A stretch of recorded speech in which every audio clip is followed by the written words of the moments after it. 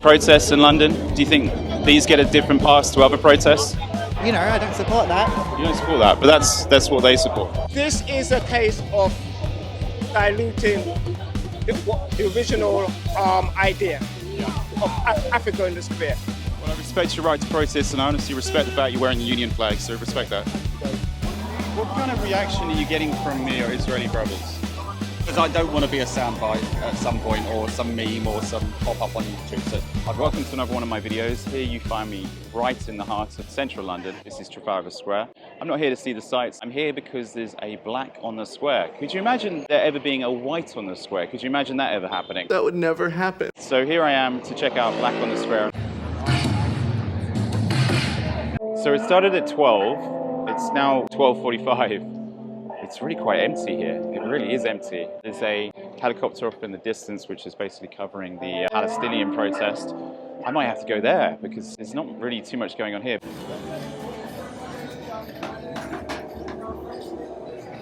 Where's the main gate to Buckingham Palace? Where are you going, lads? Where's the main gate to Buckingham Palace? Buckingham Palace. The main gate. You've got to be, it's over there. Trafalgar Square. Well, Slim. You've got to go back.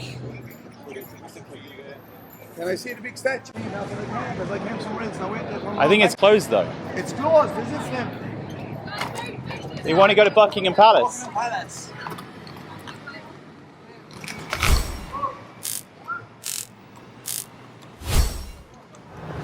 It's something you don't normally see in central London. An Irish Jaunty Men. It looked like they were travellers from Ireland, maybe off to Buckingham Palace, maybe to celebrate someone's wedding or something. A lot of traveller communities come from Ireland to celebrate things. I remember being in the Holiday Inn in High Street, Kensington. The whole hotel was full of travellers. It was a different type of event.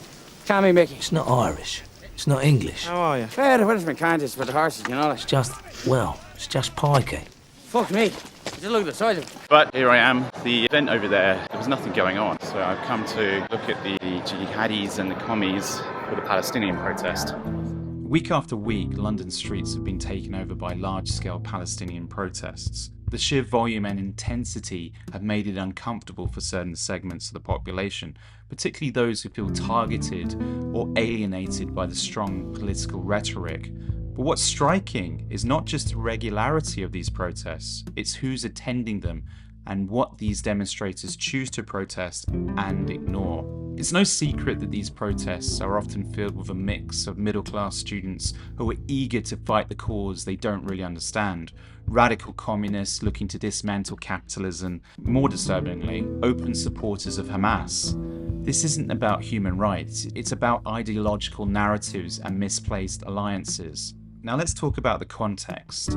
Protesting is a right, but it's the selective outrage we should be concerned about.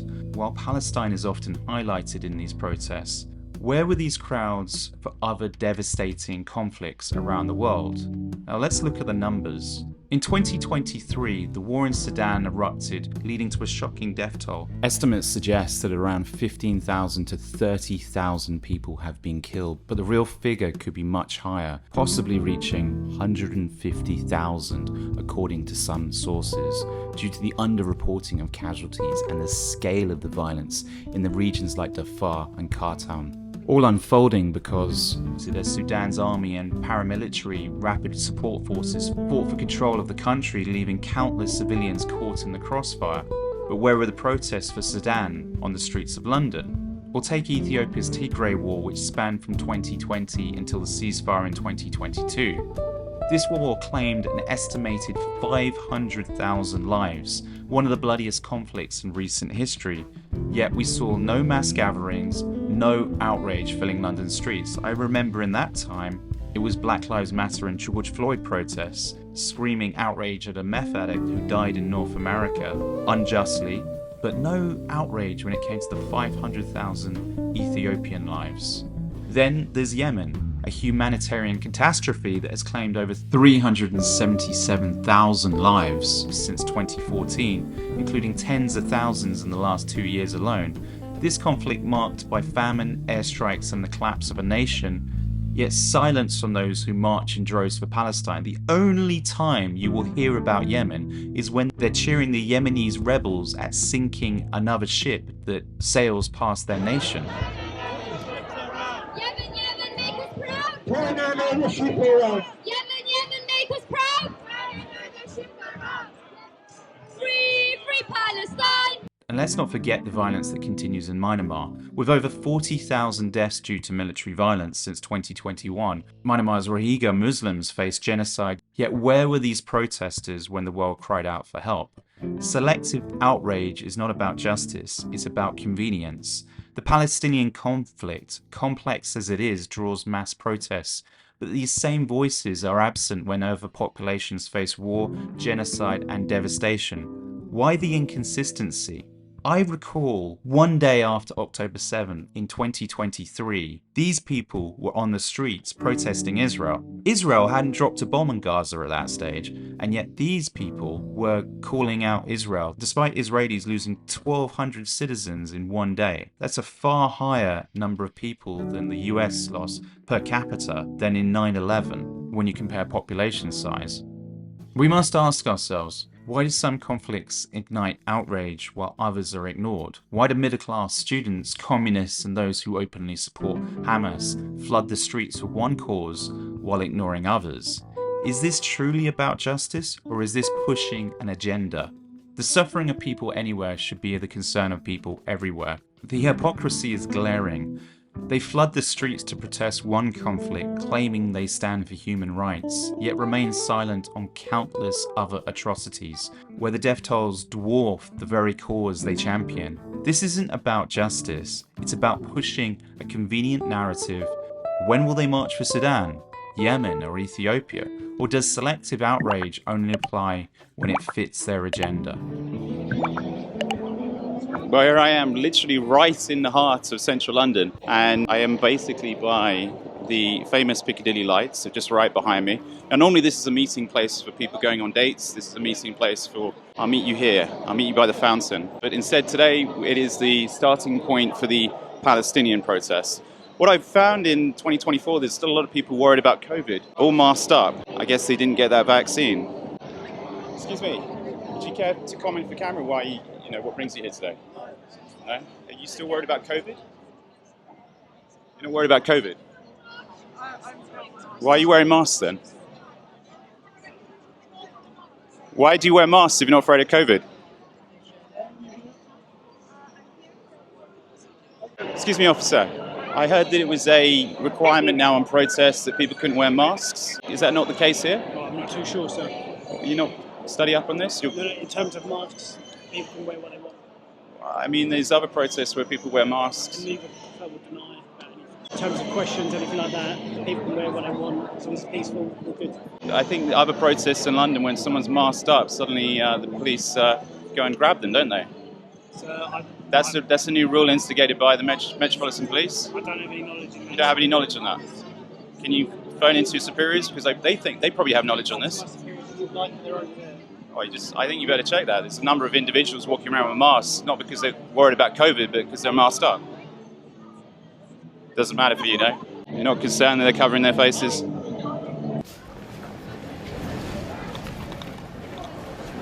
Are we going to end two-tier policing, sir? Do you think there's a two-tiered way of dealing with protests in London? Do you think these get a different pass to other protests? So I'm here to do my job. I know, that's why I'm asking the question. You're a public servant, aren't you? I don't have to ask any questions. You don't have time. You're standing here, no? I don't have to ask any questions. You're not asking questions. I'm asking the questions. You're answering. Answer any questions. Okay. Would you like to answer that question? Speak to my sergeant. Who's your sergeant? Hello. What happened? You're bullying them. I'm not bullying them. I'm asking a question. Anyway, appreciate the work you do. Have a good day anyway. Take care. Just for your guide, I like you guys. Okay, I appreciate the work you do, but I just wish I'd get answers, that's all. Just because we're told not to say anything. I know, I'm not. I appreciate what you do. Sorry.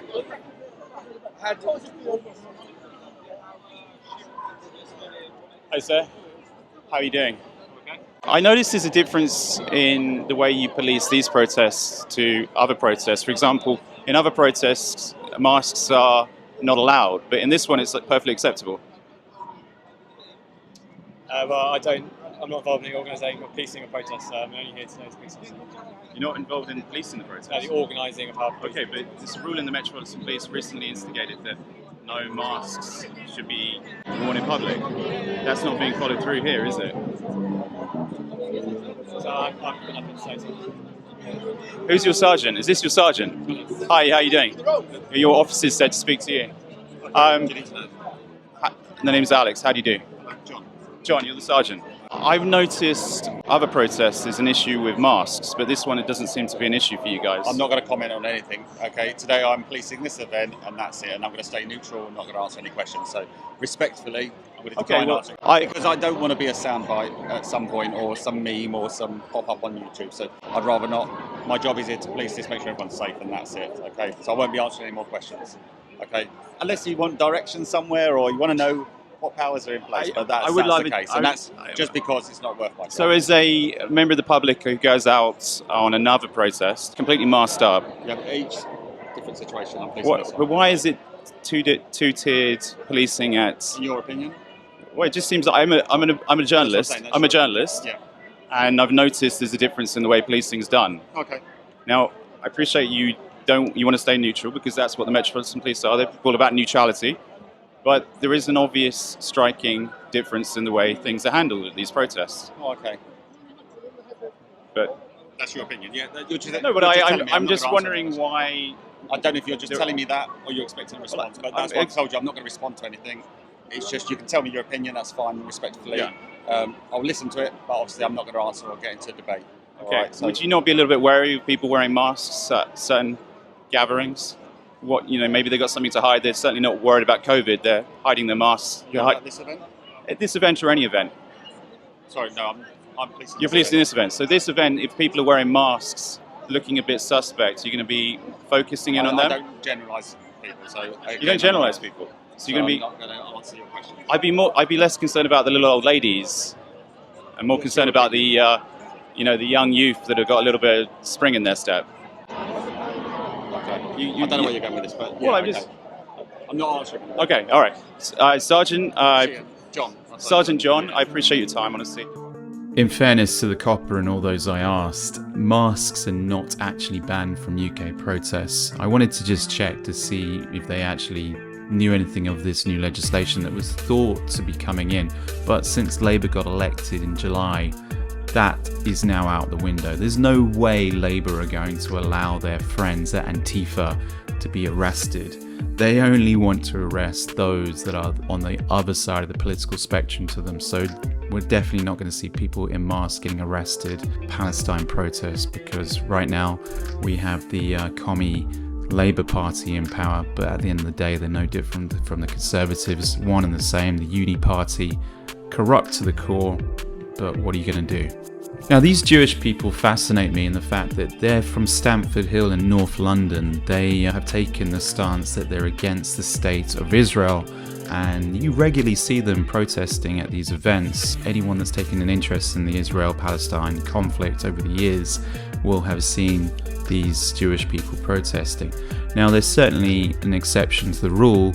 However, they're always welcomed at these protests. What I like about these guys, even though I don't side with 99% of the people at these protests, they have convictions. They're here for just reasons, as opposed to pushing socialism, as opposed to pushing communism, as opposed to basically pushing for a caliphate, where I know some Hamas supporters are. And the same goes to these people here, the Jews against the Gaza genocide. You have to step back and show a little bit of respect to them, because they're at least taking a stance. Might disagree with them, might agree with them, but they're at least taking a stance that doesn't bring in socialist, communist, Antifa type policies that a large majority of the crowd really would love. And also a large reason why most people, you won't see them at a Sudanese protest or an Ethiopian protest, because it really doesn't suit their agenda, where they're basically trying to dismantle the West. Hi, sir.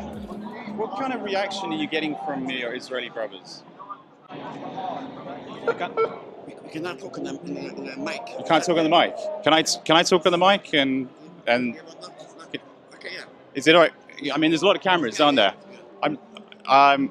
Is it all right just to speak? And I don't know how I'm going to do this otherwise. I'd love to get your comments on what kind of reaction are you getting from your Jewish brothers and Israeli brothers?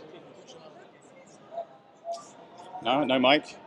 I cannot take the mic. Okay, what about I turn this mic off? Okay. And I just use the camera. Is that be I'm turning this off?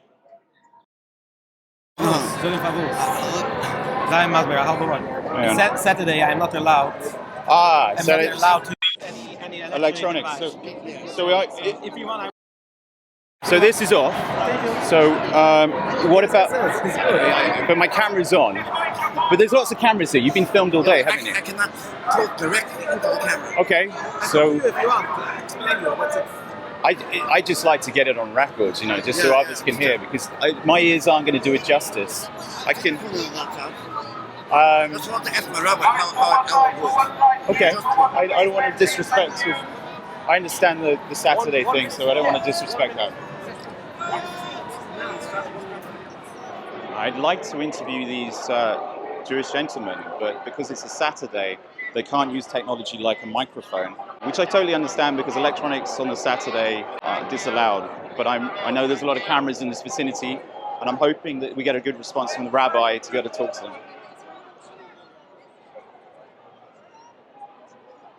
Is there a way to do this, or is there a way to get your voice on record without? I don't understand the technology thing. During the weekdays, we come and sit down. We can speak, give speeches. Where are you guys based? We can come to you. We can come to us. Give interviews. If you just contact us, I'd contact you guys there. Hang on, we have rabbis, speakers. And where are you based? Stamford Hill. The Western United States, Stamford Hill. Stamford Hill in the United States. You've just flown over. How? We're going everywhere. Okay, and I'm not recording you, so. Okay, so I'll reach. I mean, how long are you in London for? Our organization? Yeah. Last 20 years. Oh no, but you today. So where are you living at the moment? Stamford Hill. Oh, Stamford Hill in North London, Hackney. Yeah, we walk over here. Now travel. Now, okay, yeah, I know Stamford Hill well. I used to live in Hackney for down in Shoreditch. I lived, but I know Stamford Hill. It's good. Can we take a picture with Zakwala? Along with our brothers and brothers in Israel, who I'm saying are facing repression for opposing the Netanyahu government, who face being conscripted into the army because they're changing the law, but are standing up for Netanyahu and the false prophets because the Torah does not accept. There are thousands of there's thousands of Jews within the occupied territory living there. It's very clear that they're willing to be in jail. They're willing to be in jail rather than serve in the Zionist army. You can't use the market as Sabbath. So I'd like to thank you for joining us today. Godspeed your efforts. I think we're going to be able to give them a chance.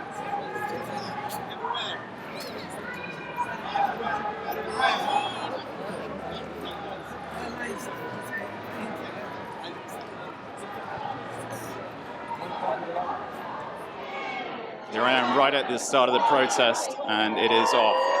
It's like a race.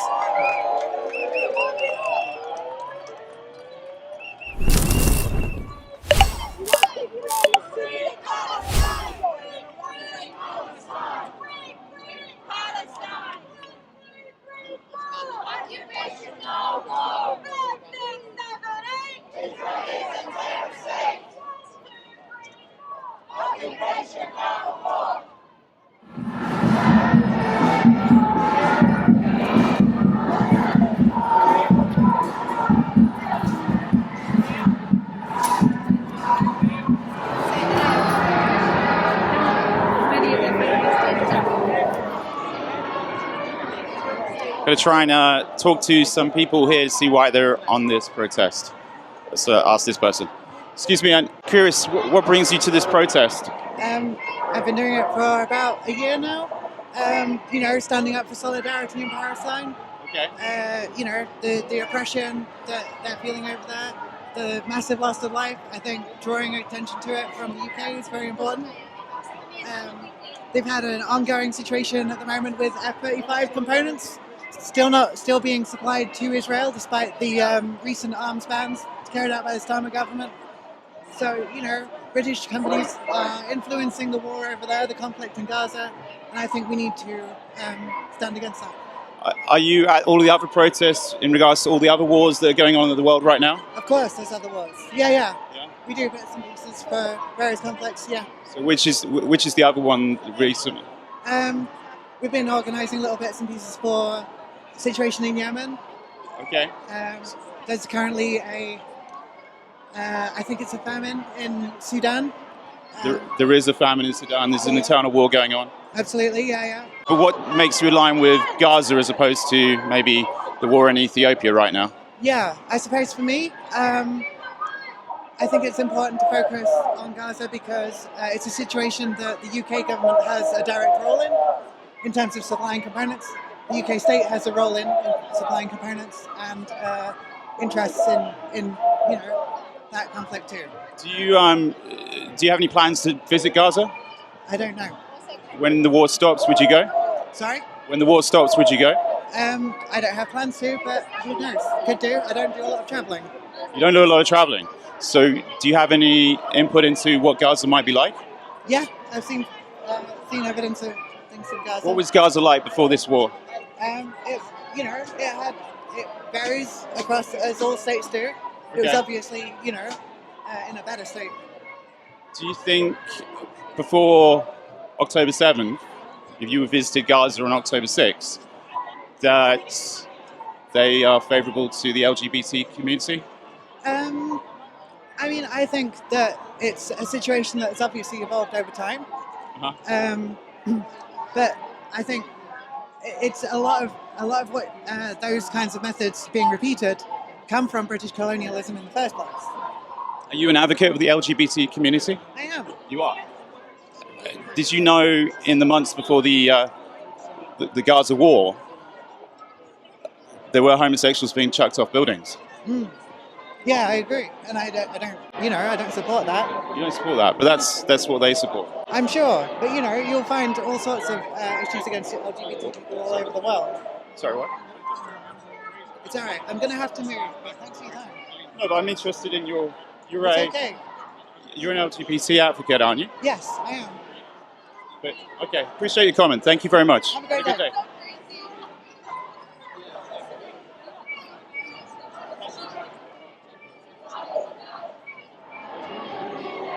All right, I think I need to ask someone else another question. How about these? Excuse me, I noticed you got signs that say "From the river to the sea, Palestine will be free." What does that mean to you? Sorry, what are you recording on? I'm a journalist. Okay, sorry, I just don't want to be recorded. Sorry. Okay, no worries, no interview then. But you support this message? Yes, I do support a free Palestine, yes. But do you know what that message means? What do you mean, sorry? What does that message mean to you? For the river to the sea. What? It just means a free Palestinian state where Palestinians can live in freedom. So where would the Jews be? Alongside them. What? Alongside them. Why would they go? So it would stop being Israel and it would suddenly be Palestine? I can't talk about the specifics. You're on a protest, so holding a sign that's very... I did ask you not to record me. Okay, just if you're going to hold a sign in public, just be aware that means genocide. That's your opinion. Well, that's pretty much what it means. Can you talk to me? All right, you have fun with your genocide sign. Excuse me. Yes. I noticed you're on the protest here and you're chanting the message "From the river to the sea, Palestine should be free." What does that mean to you? It means that every single person who's Palestinian between the river and the sea should be able to live freely without fear of being bombed and being killed. It's such a low bar expectation, and we can then take on the steps of fixing everything else, but let's at least stop people dying. So does that mean Israel suddenly becomes Palestine? Sorry? Does that mean Israel will become Palestine? No. So where's the river then? I'm interested in what angle you're taking on this. My angle is, you said from the river to the sea, Palestine will be free. So the river is... The river. I'm sorry, are you going at this from the perspective that you think that Israel is in the wrong or in the right? No, I'm just asking you what it means to you. Agreed, but I would engage with it if I knew the angle it was being taken. I asked you what the message meant. So what does the message mean to you? It means from between the river and the sea, no Palestinian should be worried about having their rights being considered secondary to anybody else. They shouldn't be in fear of dying, and they shouldn't be treated as second-class citizens in their own country. Are we talking about the River Thames here? Why? Sorry. What river are we talking about? What river do you think I'm talking about? That's why I'm asking you. I want to... Yeah. Which river? Yeah. Which river? Which river? Is this a chant that we're doing? Like the Jordan River and the Mediterranean Sea? Like, I couldn't hear you because you've got your COVID mask on. I couldn't hear what you're saying. I don't think we're going to give you the angle that you're going for. You still worried about COVID? Okay. We're going to keep walking. You're outside. And we're going to stop. You're outside. All right. You got vaccinated though, didn't you?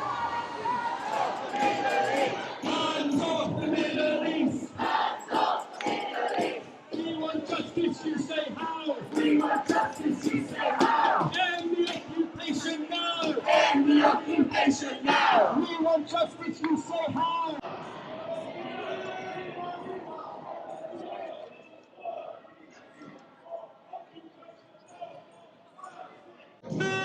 Can't really go wrong with a bit of capitalism here. There's so many sellers of flags, this being one of them. Another guy selling flags. Quickest way to make money in the last 12 months, selling Palestinian flags. Excuse me, what are you holding? Dead baby. What? Dead baby. Oh, okay. No, it makes sense. Thank you.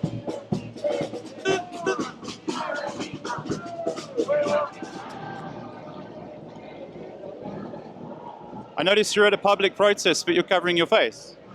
Why are you covering your face? You're at a public protest, just wondering why people are covering their faces. What?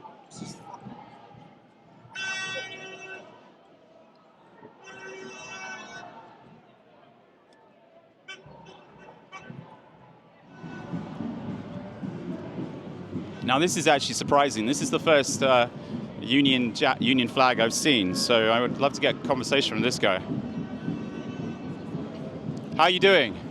This is the first time I've seen a union flag at one of these protests. Yeah. What made you wear a union flag? Because I love my country and I'm proud of it. Okay. And I'm British, so I have every right to flag it, fly it, and have it on my back. That's why. I respect that. Yeah. I respect that a lot. Is this your son? No, it's my nephew. Your nephew? What brings you and your nephew here today then? We're here because we're tired of seeing the injustice out there in the Middle East, and we want something to be done about it. And all we can do is use our voice.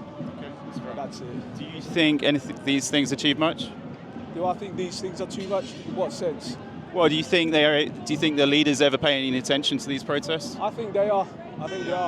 In my lifetime, I've never seen so much criticism level at Israel, ever. So yeah, I feel like things are making a difference. Okay. You know, we are being heard. Slowly, but we are being heard. Well, I respect your right to protest, and I honestly respect the fact you're wearing a union flag, so respect that. Thank you, mate. You have a good day. You too, mate.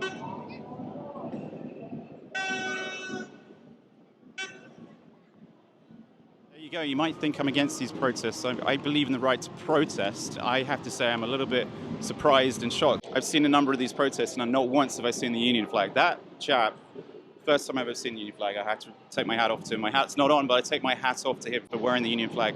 You might disagree or agree with the protest, but at least he's wearing the union flag. At least he's showing his respect to this country. Something very few protesters I've noticed on these marches ever do, so respect to him. I'm actually wrong. Second union flag I've seen. It's taken the whole march to come down, but I'm seeing a union flag right here.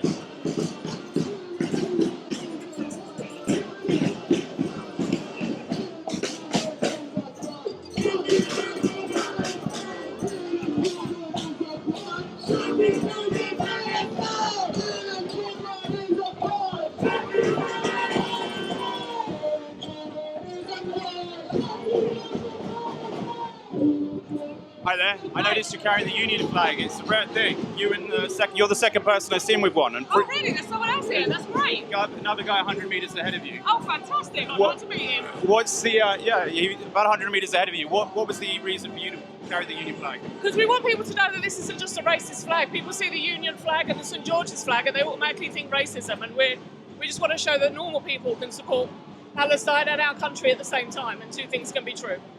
Have you had any problems carrying it at all? Absolutely none. This is the second time we've been with our flags, and people have been so welcoming. People come up and say it's really nice to see the flag. This is what peace looks like. We've had somebody say it's nice to see this flag on this side of the fence, you know. Yeah. So no, they've been really inviting actually. Fantastic. Well, I respect that and respect your right to protest. Have a good day. Thank you very much. Have a good day. This is the thing about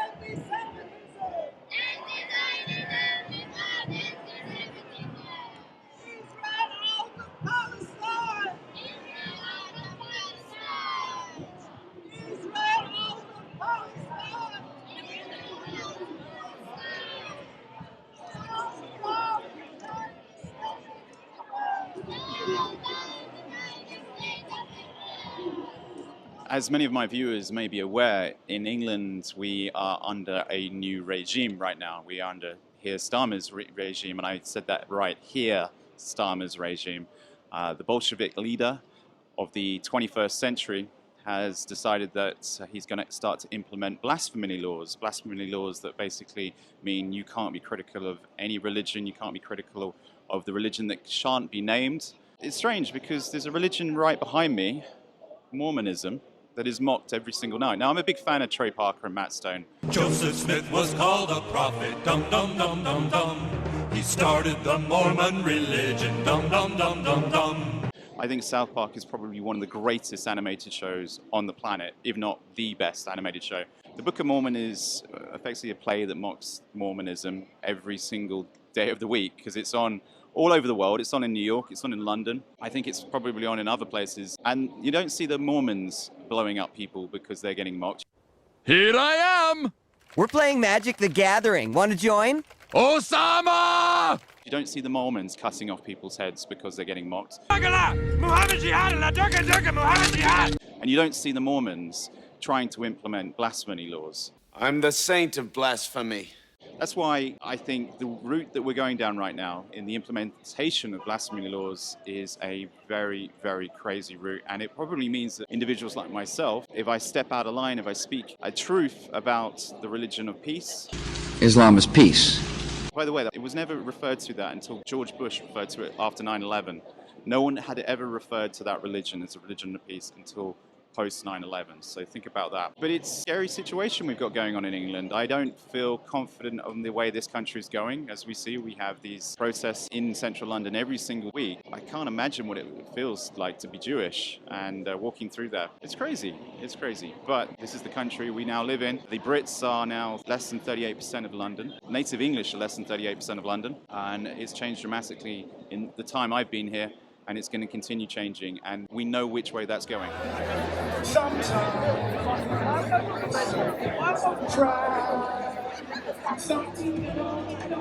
I came back at 4 o'clock, it got a lot busier. It's very, very busy now, so it seems like everyone woke up. Suddenly means, what it basically means is people wake up, and now it's suddenly very, very busy. Well, let's see if we can get some conversations going now.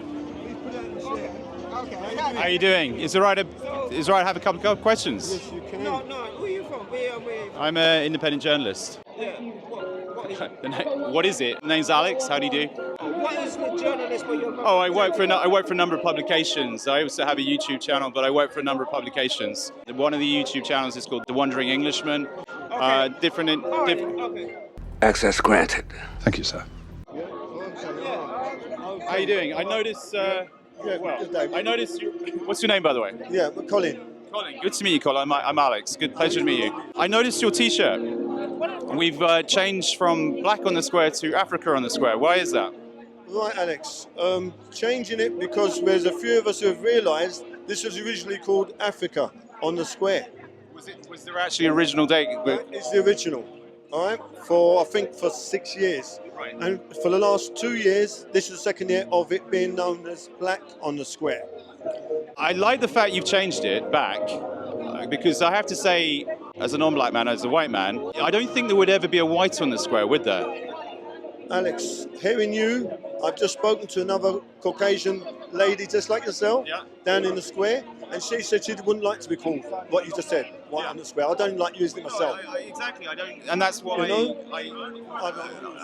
a number of people who I'm very close to have commented that it shouldn't be called black on the square. So the reason I walked up to you is because I was like, wow, okay, now you're doing the right thing. And I respect that. The only thing I will say, one of my good friends who's from Jamaica might feel slightly excluded, but I guess at the end of the day, if you go back far enough, he was African as well. Okay, thank you, Alex. Right, with that in mind, everyone's going to have their opinion. Yeah. And what it is, going back to the Africa on the square, there's purely African musicians on the square with the original African djembe, the original drums, the percussion and everything, and feel that bass through everyone's spirit. And you don't even have to be African to feel it. But they will feel it because we all originate from that land. And it will be felt. And we do not have India. We don't have brown man on the square for India on the square. 100% agree with you. I think the way it's been tilted to what it became in the last 2 years, and please don't be offended by this, I think it was wrong, because I wouldn't, just like that lady that you met earlier, I wouldn't want whites on the square, but I would happily, if there was I know sometimes we've had Sri Lanka on the square, we have actually had India on the square, and I wouldn't mind if there was Cameroon or Nigeria on the square or Ghana on the square. It doesn't matter where, we could have every country eventually on the square. And why not have Europe as a continent or Asia as a continent? So Africa on the square makes sense. Oh, Alex, thank you very much for pointing that out as well, Alex. And also, Alex, just have that unity, because it seems that most things, what people have shown in the Western media is Africa with a child wanting an injection, a child wanting food from the West. When you've got those in the offices of the West in Africa plundering it, it's the richest continent in the world. Why they do not show that? Why they do not show the skyscrapers, the train system, the homes? They don't show none of that. And the cities which are booming now and they're growing and growing and growing. And I agree, they don't seem to show that. But why do you think our illustrious mayor, Sadiq Khan, decided to go down this race route as opposed to the celebration of Africa? With Sadiq Khan, going back all the years back with my union head on, but I don't need to have a union head on. I just happen to belong to a union. I'm speaking where I could for those who are voiceless. Sadiq Khan, all the years back that he's been in some of the buildings where we've been and invited him to speak, I'm talking over 15, 18 years ago. So, I know where his views are and he's pretty good on that side. But since becoming a mayor now, it's like, I don't know what it is, but with his background, can Africa have its voice? And it's like, it mustn't be. And why are people scared to use the word Africa? Why? Also, our children, his children coming through, if they can see that there is an Africa united, I don't think they'll have so much trouble with these youngsters against each other. They need something to identify and bring them together. It may not be Africa, but please, we have a petition for you to sign, well, say that, a suggestion, for you to suggest a title for the event here. With it originally been African musicians on this stage here, entertaining the Londoners who knew about it. Yeah. And even still now, they don't know about it, There's 52 weeks in the year, and in those 52 weeks, this is a 1 day or a 2 day event? This is this today or just 1 day? So if you think about it, 52 weeks in a year, that means there's 104 possible days that they could do it, Saturday and Sunday, on the square. They could even do weekdays, representing every nation on this planet after 2 years. If you think about how many countries there are, you could have, you know, I don't think any Londoner would object to seeing Ghana on the square, Mozambique on the square, Tibet on the square. I don't think anyone would object to that. But when we divide by race, it seems to set us versus them. That's right. That's right. Yeah. That's what I feel. And I love the name you've come up with. Honestly, I love it. Right. Well, going back to the Africa on the Square, and Alex, you can maybe see some of the suggestions what we've got, you know, which will be sent to the Mayor's office.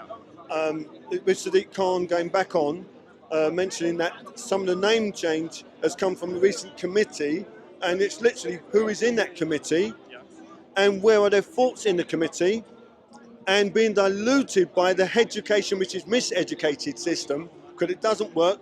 You have more entrepreneurs who have come from their free thoughts and their free thinking.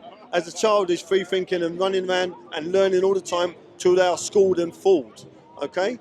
And Alex, I don't know if my colleague was going to come in on something when he's free now. Well, you can come back to him when he's free. And let me hear his points, how he comes across. I think he maybe heard a snippet of what I was saying, and then suddenly May was about to object. I'm not sure, because he hadn't heard the full argument there. Maybe. Right. We can have a listen in a minute. Did you want to add to that at all? Sorry, I never really heard the conversation what he's having. But the only thing I've got to add to what he's got to say. Yeah. This is a case of diluting the original idea of Africa in the square. Whether you're from the Caribbean, from Brazil, from England, wherever, America, we derived from Africa. Yeah. So to me, this seems like a plan to firstly take over. They dilute it so that it could take over. And if nothing is said or done, then next thing you know, this be like the carnival, where the hierarchy run things. Yeah. What it was is nothing to do with us, and they reap all the benefits. Okay. So what I didn't understand immediately is you are here as a small protest in a way. Is that right? That's right. I fully respect that, and I honestly, as I was saying, what was your name? Don't worry. Okay, I'm Alex, by the way. It's a pleasure meeting you. I 100% agree with your stance. I basically think every continent needs to be represented, and we've got 52 weeks in the year, like I was saying. This is only one day of the whole year. It doesn't make any sense to put it all in one big soup. It makes no sense. I don't know what you mean by one big soup. Well, one big soup. We're merging this just under 60 black nations on this planet. Just under 60 black nations. We suddenly putting, like you said, you have English blacks, American blacks, American African Americans, excuse my terminology, African Americans, European African Americans. Whereas I think every country should be celebrated, and I also think every continent should be celebrated. And there's certainly the space for it, and we've certainly got the time for it. Why you would never see a white on the square or a yellow on the square, would you? That's right. And hence the reason I support what you're doing here. Okay. Yeah. That's it. I said what I need to say. Yeah. No, I don't want to... I said I needed what to say. Yeah. And when Africa got invaded, it was all about division. That's what kept them in control. Yeah. Now you got Africans everywhere, all over the diaspora, not even identifying as an African. Okay? They promote division everywhere.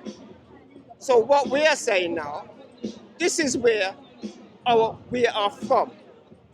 When this first started, it was for everybody, were vendors, artists, were of the African continent. Yeah. And it was called African. So why shouldn't it just remain how it is? Simple. I 100% agree. Has Sadiq Khan spoken yet? Did I miss him? Well, I wasn't really bothered about him speaking or not. It doesn't matter to me. Thank you very much for your protest. Thank you. Man, early, Thatcher years, that was the decade that mum birthed me. I'm an 80s baby. Yeah, sounds cool, but I was really born then. I grew up in Northwest. Hookie and Lane told us every day is like a battle. But I never had a war chest. But my pops was a hard worker. Mum was a hard worker. Went to school in Halston, was a fast learner. I had the T-Mobile before the Orange merger. Those 8 years prior, there was a lot of murder. 02 to 010, back when... It's all about unifying, and that's what we definitely want, right? Yeah. And please remember, Africa is where we all begun, so we are all included here, and you are African Caucasian in England. Long time ago. This is it. So, you know, we can have the African Frenchman or woman, you know? It's all there. That is one of my suggestions. It was obviously fine when it was put there. Why has it come and been diluted now?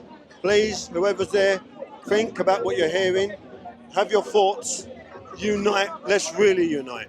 See, that's amazing. The gentleman I was speaking to just then, of the same agreement as me, he doesn't want us separated by white, black, or yellow, brown. He doesn't want a black on the square. He wants Africa on the square. I said to him, what about nations on the square? We have 52 weeks in the year.